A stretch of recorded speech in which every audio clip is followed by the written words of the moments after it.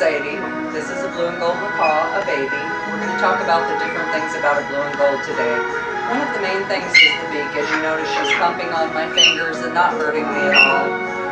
The beak is usually very intimidating to somebody that doesn't know. It's large, it's big, but what you don't realize, to her it's not intimidating. This is her first year of life, and she just came from the egg and continued to grow.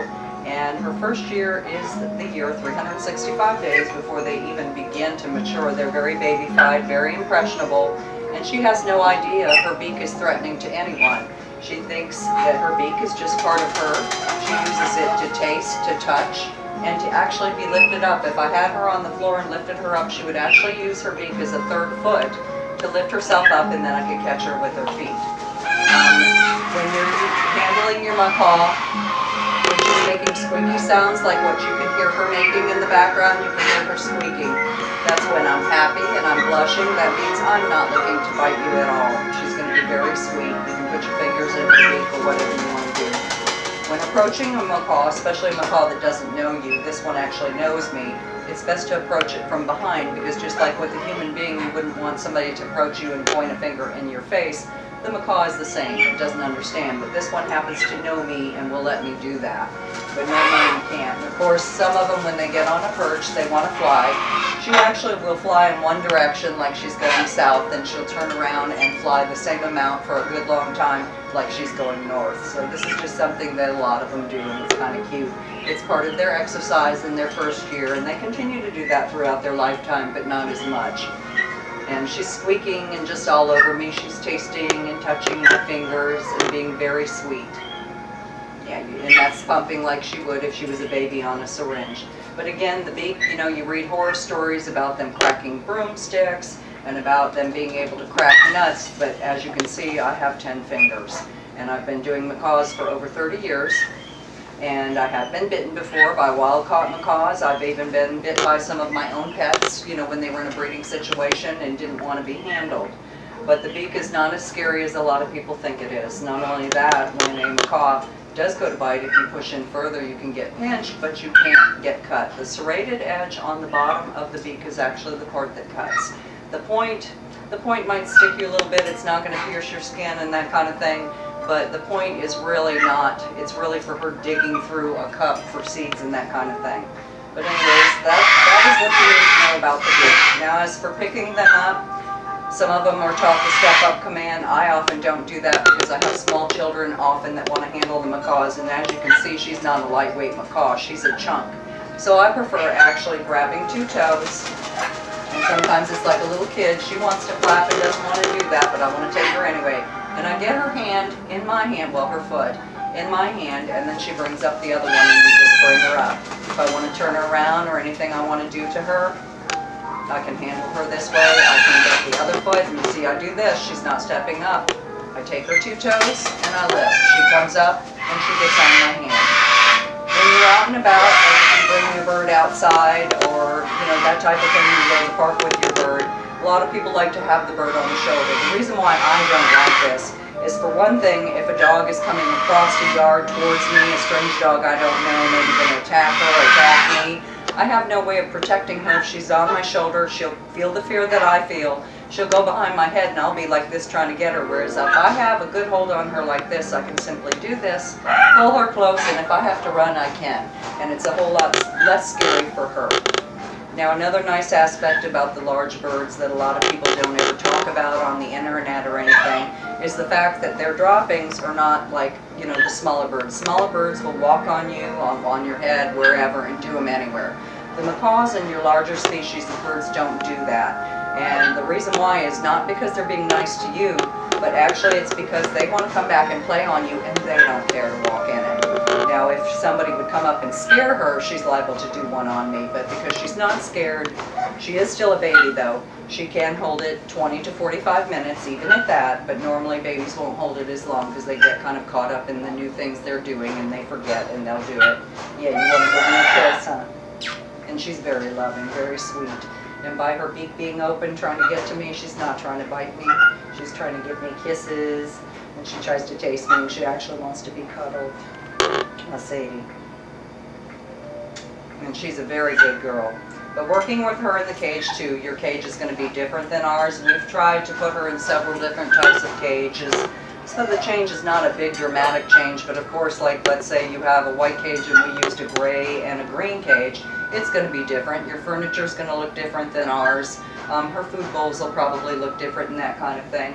And so it'll be an adjustment for her. So getting her in and out of the cage, you don't want to just like chase her around the cage to get her. You actually want her to settle down when she's on the perch and grab her by 2 toes. If she's on wire, grab the other foot by 2 toes. And I wish I had wire right here to show you, but she's up.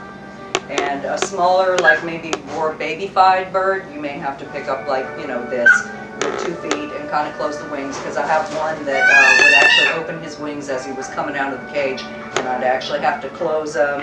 And of course his beak would open like this did, but she's not trying to bite me. She's just trying to use her beak as a 3rd foot. And so she is not trying to bite at all. And when kissing your bird, if you're afraid to kiss the bird, you give me a kiss.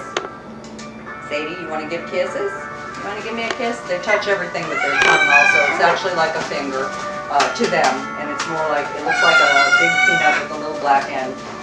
And if you're kind of intimidated about kissing your bird, but she insists on wanting to give you a kiss, you can grab her by the head, hold her head. She still gets the same effect and you can feel safer. And see, she's trying to dive on me. She's not trying to hurt me in any way. She just wants to get all over me. And she's a good girl. That's it. I'm going to put you back up on the perch. There you go. This is a wing clip that we've come up with. This clip, we clip the first 7, provided they don't have blood feathers, and I've explained that on the internet. I'm trying to pull hers forward. You can see the quills. Years ago, I did the chop clip like everybody else did because I didn't know any better. And I actually had a wing flap like what she was doing a while ago, and it scratched the lens of my eye. And that's when, with working with my veterinarian, we worked on that, and we came up with this type of clip to where the feathers on this side, as you can see, will cover it on this side. The yellow underneath feathers, her yellow covenants, will cover it for her, so it feels good up against her too. And when it's closed, it makes a much prettier, much more uniform clip, and it's much neater. Of course, she's been flapping and kind of, I've been playing with her and stuff. And the tail is very long on the blue and golds, and when they're babies in their first year, they don't take as good care of it as they will the rest of their life. You'll notice as they get a little older, they'll maneuver the tail to watch out for it by themselves. But when they're babies, they kind of drag it, and it gets kind of a little bit messed up at times. And you may even have broken feathers. She doesn't have any broken feathers right now, but she may have in a new cage. And they actually love their tail to be stroked like this. And they like to be petted. They like the little rug patted. Yeah, and she's making a little squeaky sound. She is loving this. You like this, Sadie? You being good? You being a good girl? She's always a good girl. That's a good girl. And they actually, I'm a little bit shorter than she is right now, but they actually love it. I put their head, give me a hug. And I actually hug them and I'll hold them against me and that kind of thing. They're real easy to handle. And Sadie, what are you doing? We have background over there. We have a cockatoo making noise in the background. It's probably our 37-year-old senile cockatoo. Hi, Sadie. We have a lot of funny things go on here. You want to step up again? We're going to do step up. I'm going to do, you see, she's wanting to stay on her cup, not wanting to come with me. But I can make her come anyways. And you want to follow through with everything because you don't want her to end up being the one that's dominant over you. And of course now I got her. She's happy. I'm going to fix her foot the way I want it. And there, I'm ready to go anywhere I want to go. I have a good hold on her. If something's coming up to attack her or attack me, I have a good hold. I don't have to worry about dropping her. And macaws do very well on their feet. I can actually turn her and she does fine, and she doesn't mind. But until your macaw is used to you, trusts you, and knows you, you don't want to do the flipping around and stuff. And you close your wings. And they like this. This is reassurance. And of course, always soft voice. You never want to scream or yell at your macaw, especially in the first year. For one thing, if they're getting out of hand, making noise, by screaming, they only think you're joining in and will do it more. It's better to put them in a quiet place, maybe cover the cage at that time, and, you know, tell them be quiet or shh, don't do that. You don't want to say the shut up word because that's not nice and polite when your bird comes in and somebody talks and they tell it to shut up. And then your bird, of course, will repeat it, and you want to be careful what your bird learns.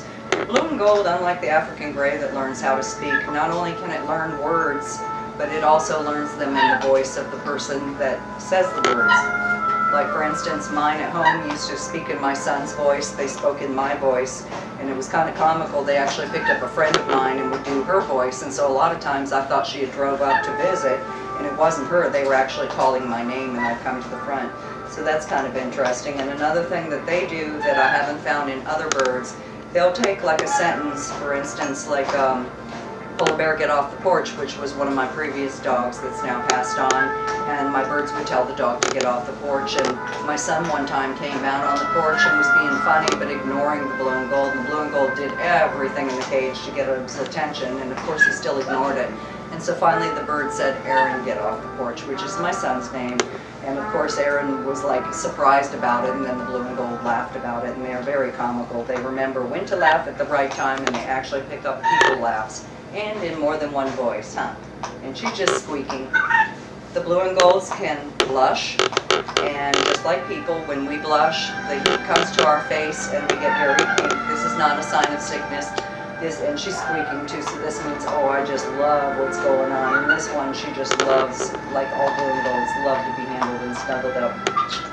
Now, one thing you don't ever want to do with your blue and gold, like when you first get your blue and gold and that type of thing, when you get her to turn around, is because the beak is so intimidating, she opens it.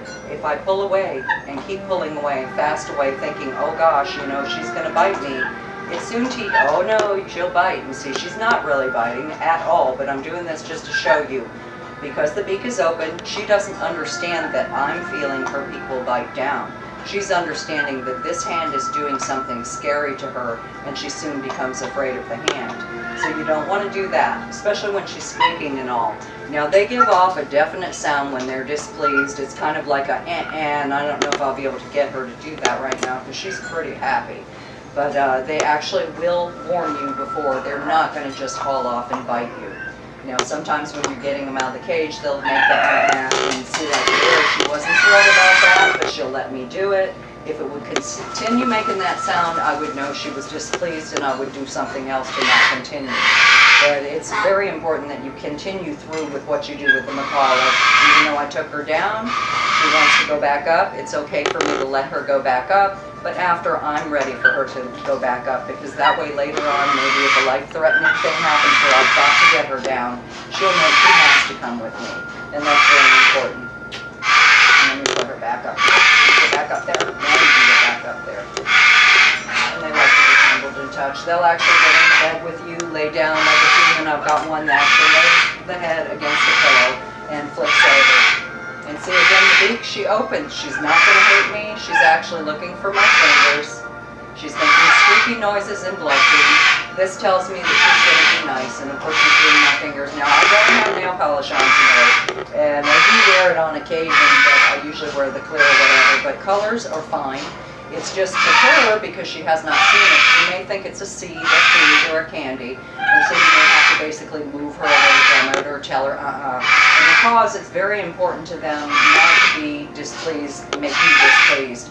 Like if a macaw is across the room chewing on a cushion or that kind of thing, you can say, call her from a distance and they will stop. Whereas other birds, like my contemporary cockatoo that's screaming in the back is 37 years old. She would eat stuffing out of a cushion and pull it apart until I got her to retrieve her. So needless to say, I'm not going to leave her out unintended if I go to brush my teeth or brush my hair, because I never know what I might come back to. So it's better not, and a lot of people think free to be is out in the wild. We brought them into our, basically, domain, into our homes and domesticated them. They don't know what's good for them. They only know what we provide for them. They will actually eat a piece of a rubber flip-flop and not know they can't digest it. And shoes are a bad thing to start with, because shoes go all over with us. They go to the grocery store. Anybody that maybe, and I hate to say it, got sick in the parking lot, we walk through it, we bring it home. So shoes are definitely not a place that you want your bird to be swinging around, but they do like shoes because they're on our feet. And it makes them very curious. And we have a 37-year-old cockatoo that I'm going to have to tend to right now. She kind of misses getting in the film.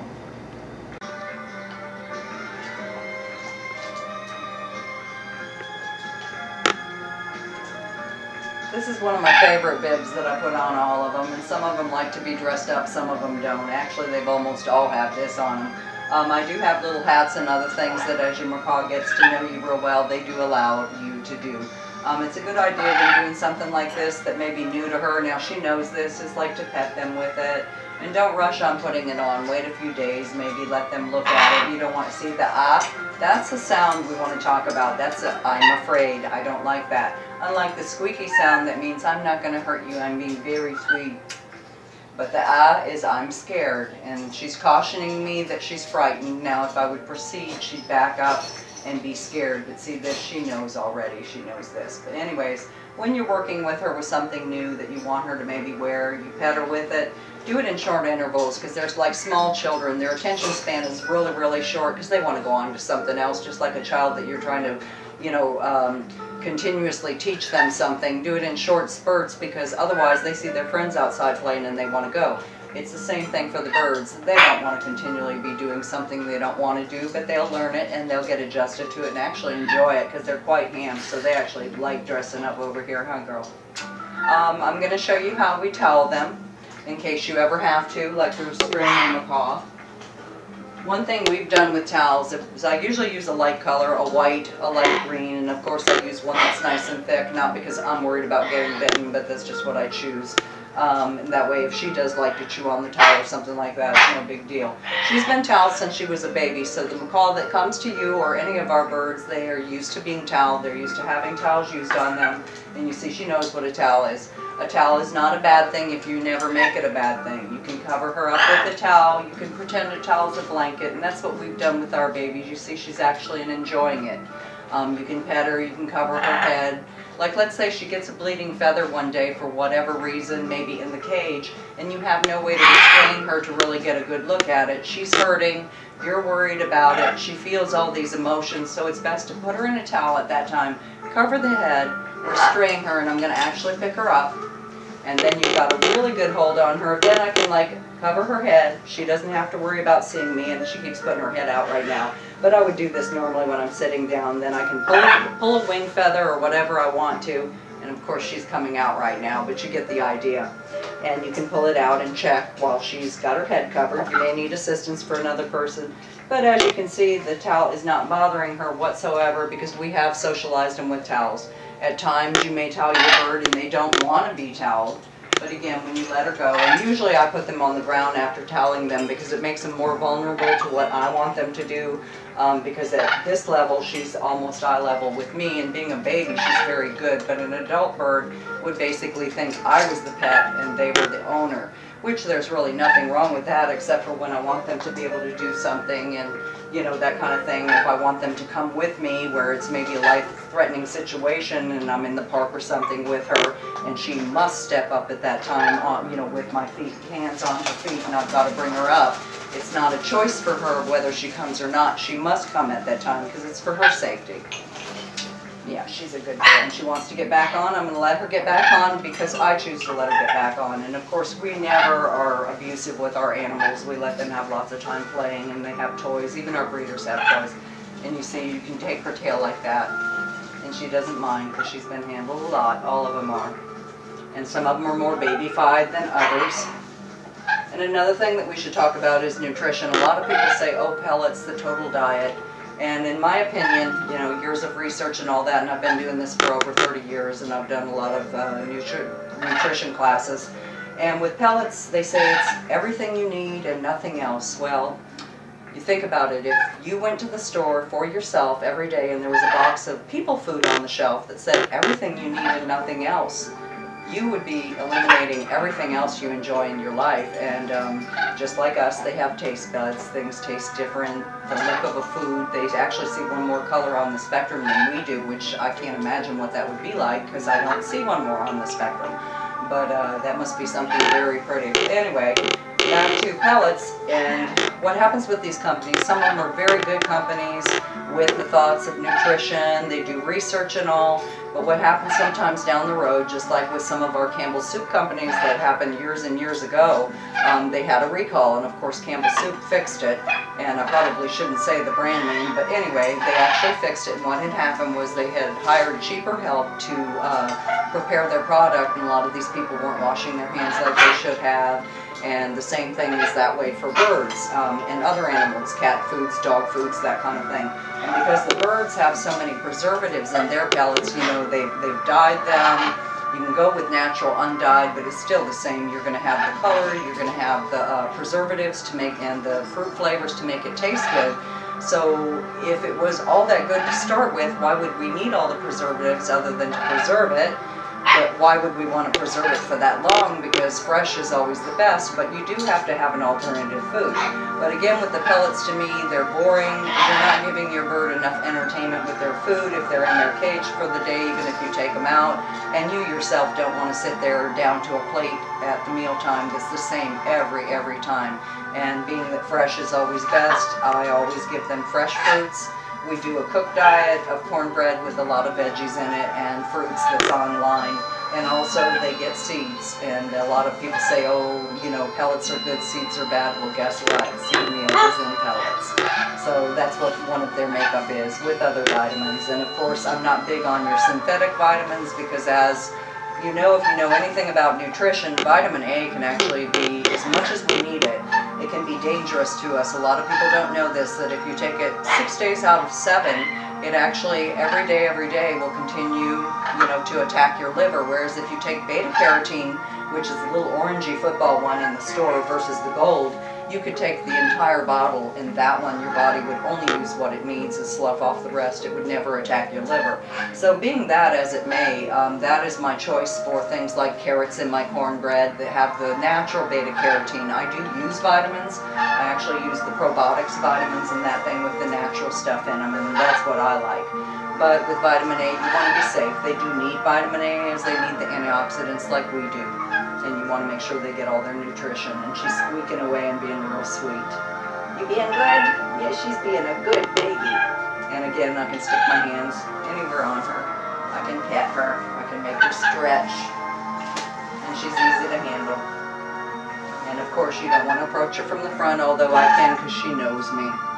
But somebody that doesn't would want to approach flat on the back, let her feel, because if you are scared and she feels the pulse through her back, she'll actually get scared. She has no idea you're afraid.